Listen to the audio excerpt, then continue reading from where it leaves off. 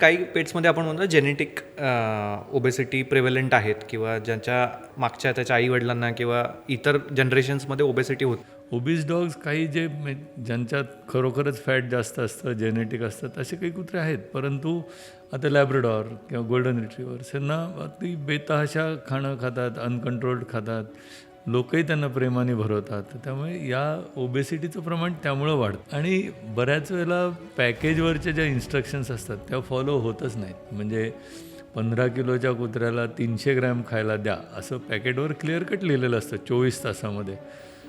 300 gram माझ्या कुत्र्याला कसं पुरेल? 24 तासाचं अत्यंत सायंटिफिकली कॅल्क्युलेटेड हे प्रमाण असतं. तर त्यामुळे ते एक्सिड करायची जरूर नाही. त्याच्याबरोबर फक्त पाणी तुम्ही ठेवून दिलं की ते पुरतं. आणि स्पेसिफिक डाएट पण आहेत ना त्याच्यामध्ये, जसं आपण डाएट आहे, सटायटी, वेट मॅनेजमेंट, हे जे डाएट ओबेसिटीसाठी त्याच्यात थोडं फायबर कंटेंट जास्त आहे. सटायटी म्हणजे सटायटी व्हॅल्यू असते, थोडं जरी खाल्लं तरी पोटाला भरायचं और एक फुलनेस असा फिलिंग येतो, त्याच्यामुळे त्यांना सारखी भूक पण नाही लागत.